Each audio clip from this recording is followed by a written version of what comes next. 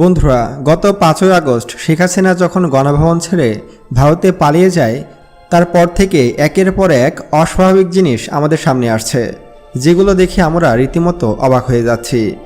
এ যুগে এসেও যে সেই মধ্যযুগীয় বর্বরতা চালু ছিল তা আমাদের জানা ছিল না। আপনারা হয়তো সকলে ইতিমধ্যে জানেন যে শেখ হাসিনার বাসভবন ছিল গণভবন, অর্থাৎ গণভবনে শেখ হাসিনা বাস করতেন। আর সেখানে কিন্তু গণকবর পাওয়া গেছে। আমরা একাধিক ভিডিওতে দেখেছি যে গণভবনে গণকবর পাওয়া গেছে, যেটা দেখে আমরা সত্যি অবাক হয়েছি যে কতটা বর্বর ছিল আমাদের প্রধানমন্ত্রী। এরপর আমাদের সামনে এসেছে শেখ হাসিনার আরেকটি টর্চার সেল আয়নাঘর। আর এই আয়নাঘরটি হলো শেখ হাসিনার একটি গোপন কারাগার, যেখান থেকে তিনি বাংলাদেশের বিভিন্ন মানুষজনকে গুম করতেন, যারা সরকার বিরোধী ছিল, যারা সত্য কথা বলতো তাদেরকে তুলে নিয়ে গিয়ে মিথ্যা মামলায় মিথ্যা অপবাদে এই জেলে রাখা হতো। আর এটি বাংলাদেশ সেনাবাহিনীর কোনো একটা ক্যাম্পের কাছে অবস্থিত। বিশেষ করে এটি হতে পারে ডিজিএফআই এর অফিস রুমের পিছনে। আর ডিজিএফআই হলো বাংলাদেশের সবচেয়ে কুখ্যাত গোয়েন্দা সংস্থা। আর এই ডিজিএফআই শেখ হাসিনার আদেশে সব রকম কাজ করত। তারা যাকে খুশি তাকে ধরে নিয়ে গিয়ে এই আয়নাঘরে বন্দি করত। এই আয়নাঘরটি ছিল শেখ হাসিনার একটি বন্দিশালা। বর্তমানে আমাদের হাতে আয়নাঘর সম্পর্কে এমন কিছু ফুটেজ এসেছে যেগুলো দেখলে আপনিও অবাক হয়ে যাবেন এবং আপনার গা শিউরে উঠবে, কারণ এর আগে কখনোই আপনি এমন কোনো কিছু দেখেননি। আর ভিডিও শুরু করার আগে আমি আপনাদেরকে বলে দিতে চাই, আপনাদের মধ্যে যাদের বয়স 18 বছরের নিচে বা যাদের হার্টের সমস্যা আছে বা যারা দুর্বল হৃদয়ের মানুষ, তারা এই ভিডিওটি দেখবেন না। তারা এখানেই স্কিপ করতে পারেন, কারণ ভিডিওর মধ্যে আপনি এমন কিছু দৃশ্য দেখবেন আয়নাঘরের, যেগুলো দেখলে হয়তো আপনার মাথা ঠিক থাকবে না, অথবা আপনি অস্বস্তিতে ভুগতে পারেন। তো চলুন বন্ধুরা, শুরু করা যাক। বন্ধুরা, শেখ হাসিনা ছিল বাংলাদেশের একজন স্বৈরশাসক। তার সময় তিনি তার ইচ্ছা মতো যা মন চায় তাই করেছে। উন্নয়নের নামে বাংলাদেশের হাজার হাজার কোটি টাকা লুটপাট করেছে বিভিন্ন দেশে। ধারণা করা হচ্ছে এই পর্যন্ত শেখ হাসিনা প্রায় $93 বিলিয়ন বাংলাদেশ থেকে পাচার করেছে। আর এই পরিমাণ সম্পত্তি কিন্তু ভারতের 1 নম্বর ধনী মুকেশ আম্বানিরও নেই। তাহলে আপনি বুঝতে পারছেন যে বাংলাদেশ থেকে কি পরিমাণ টাকা পাচার হয়েছে বিগত কয়েক বছরে। আর এইসব লুটপাট, গণহত্যা, গুম, ধর্ষণ এসব করতে গিয়ে শেখ হাসিনার প্রয়োজন ছিল একটি গোপন জেলখানার, যেগুলো সম্পর্কে কেউ জানবে না, যেখানে থাকবে না কোনো বাধা, যেখানে কোনো সাধারণ মানুষজন প্রবেশও করতে পারবে না। তারই পরিপ্রেক্ষিতে শেখ হাসিনা তৈরি করে এই আয়নাঘর। আপনারা হয়তো ভাবতে পারেন যে আয়নাঘর মানে শুধুমাত্র একটি কারাগার। আসলে এটা ভুল। বাংলাদেশে বেশ কয়েকটি আয়নাঘর রয়েছে। সম্প্রতি বাংলাদেশের আয়নাঘরের সামনে অনেক মানুষ আন্দোলন করায় বিনা অপরাধে যারা আয়নাঘরে বন্দী ছিল তাদেরকে মুক্তি দেওয়া হয়েছে। তারা আয়নাঘর থেকে বের হয়ে বলে যে তারা কখনোই এমন কোনো কিছু দেখেনি, এমনকি তারা নিজেরাও জানে না যে তারা কোথায় ছিল।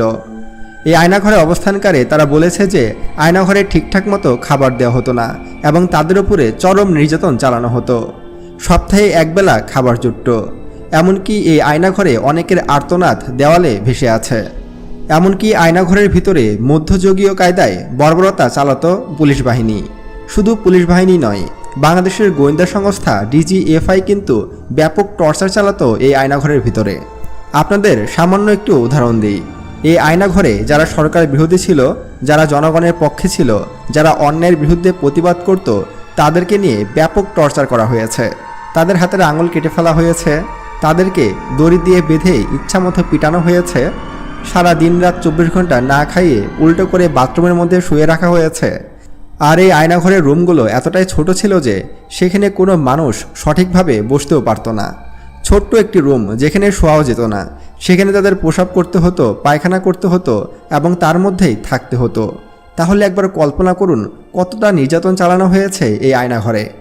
ধারণা করা হচ্ছে যে প্রায় 4 থেকে 5 হাজার বন্দীকে এইসব আয়নাঘরে বন্দি করে রাখা হয়েছিল এবং তাদের উপরে চরম নির্যাতন চালানো হয়েছিল মধ্যযুগীয় কায়দায়। আবার অনেক বন্দী তো মানসিকভাবে পাগল হয়ে গেছে। একজন সুস্থ মানুষকে যদি প্রতিদিন অত্যাচার করা হয় তাহলে তো সে পাগলই হয়ে যাবে। অনেকে আয়নাঘর থেকে বের হয়ে সে নিজেই চিনতে পারছে না যে কোথায় তার বাড়ি, তার সাথে কি ঘটেছিল বা তার কি হয়েছিল, সব কিছুই তারা ভুলে গেছে। এই আয়নাঘরের মধ্যে এতটাই নির্যাতন চালানো হয়েছে যে অনেকের তো কথা বন্ধ হয়ে গেছে, যারা ঠিকঠাক মতো কথা বলতে পারছে না। আমরা একটি ভিডিওতে দেখেছি যে আয়নাঘরের মধ্যে শত শত কঙ্কাল পড়ে আছে। তবে এটি আসলে বাস্তবে আয়নাঘরের ভিডিও কিনা বা অন্য কোনো ভুয়া ভিডিও সেটা বলা যাচ্ছে না এখনই। হতে পারে এটা আয়নাঘরের অপর কোনো চিত্র বা অন্য কোনো আয়নাঘরের ভিডিও। তবে আমার মতে এই ভিডিওটি সঠিক নাও হতে পারে। তবে বাস্তবে যে আয়নাঘর কতটা ভয়ঙ্কর ছিল তার বর্ণনা দিয়েছে যারা আয়নাঘরে ছিল তারা। অনেকে তো এখনও কথা বলতে ভয় পাচ্ছে, যদি তাদেরকে আবারও আয়নাঘরে পাঠিয়ে দেওয়া হয়। মানুষ কতটা বিকৃত মস্তিষ্কের হলে তারা এমনটা বলতে পারে তা ভাবা যায়। এই আয়নাঘরকে আমরা চাই যেন গুড়িয়ে দেওয়া হয়, কিংবা বর্তমানে যেসব এমপি মন্ত্রীদেরকে আটক করা হয়েছে তাদের যেন এই আয়নাঘরে বন্দি করা হয়। এটাই আমার দাবি থাকবে। বর্তমান ছাত্র সমাজ কী করছে? তারা কি পারছে না এইসব আওয়ামী লীগ নেতাদেরকে এই আয়নাঘরে বন্দি করতে? তাদেরকেও মধ্যযুগীয় কায়দায় নির্যাতন করা হোক, তাদেরকে একেবারে ফাঁসি দিয়ে দিলে তো শেষই হয়ে গেল। তাদেরকে আমরা ফাঁসি দিতে চাই না, তাদেরকে আমরা তিলে তিলে মারতে চাই। বন্ধুরা, শেখ হাসিনা তো বাংলাদেশ ছেড়ে পালিয়েছে, কিন্তু রয়ে গেছে তার কুলাঙ্গার ছাত্রনেতারা, যাদের দাপটে এতদিন শহরে বের হওয়া যেত না, গ্রাম অঞ্চলেও থাকা যেত না। অবশেষে শেখ হাসিনার পালনের মাধ্যমে আমরা কিন্তু স্বাধীনতা পেয়েছি। আমাদের স্বাধীনতার বয়স কিন্তু 3 দিন। আর এই 3 দিনে যে পরিমাণ জ্বালাও পোড়াও, আগুন, লুটপাট, গুম, হত্যা, চুরি, রাহাজানি দেখেছি তা হয়তো বিগত 14 বছরেও আমরা দেখিনি। বর্তমানে বাংলাদেশের আইন ব্যবস্থা একদম ভেঙে গেছে। যে যার মতো লুটপাট করছে, যে যার মতো যা ইচ্ছে তাই করছে। আসলে এমন স্বাধীনতা তো আমরা চাইনি। আমরা চেয়েছি সব কিছু একটা নিয়মের মধ্যে আসুক, সব কিছু সৎভাবে হোক, সুষ্ঠুভাবে হোক, বাংলাদেশ আবারও এগিয়ে যাক। কিন্তু আমরা যা দেখতে পাচ্ছি যে বাংলাদেশ হয়তো আরও পিছিয়ে যাবে। এই জাতি যে অসভ্য জাতি আর এই জাতি যে মূর্খ জাতি তা আবারও প্রমাণ করে দিল এই গত 3 দিনের মধ্যে। আমরা স্বাধীনতা চেয়েছি, তার মানে এই নয় যে আমরা জ্বালাও পোড়াও, হত্যা, গুম, রাহাজানি এসব চেয়েছি। কিন্তু আমরা তো বাঙালি, আমরা তো এসব কাজে ওস্তাদ।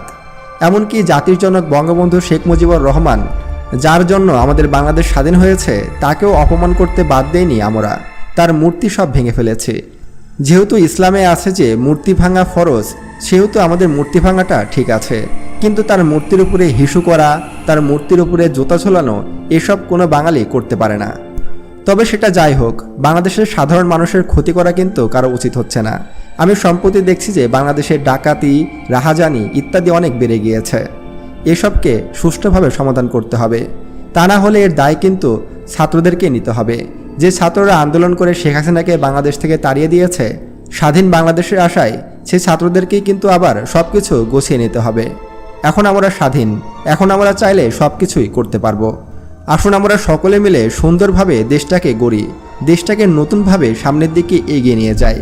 কে আওয়ামী লীগ, কে বিএনপি, কে ছাত্রলীগ, কে অন্য কোনো দল, সেসব দেখার বিষয় এখন না। এখন আমাদের সবারই লক্ষ্য দেশটাকে এগিয়ে নিয়ে যাওয়া। কারণ বাংলাদেশ অনেক পিছিয়ে গেছে। আমাদের রিজার্ভের অবস্থাও কিন্তু খুব একটা বেশি ভালো নয়। তাই আমাদের সকলকে কাঁধে কাঁধ মিলিয়ে কাজ করতে হবে। আর শেখ হাসিনার আয়নাঘর সম্পর্কে জেনে আপনার কেমন লাগলো তা অবশ্যই কমেন্ট করে জানাতে পারেন। আর আজকে এ পর্যন্তই, দেখা হচ্ছে পরবর্তী ভিডিওতে। আল্লাহ হাফেজ।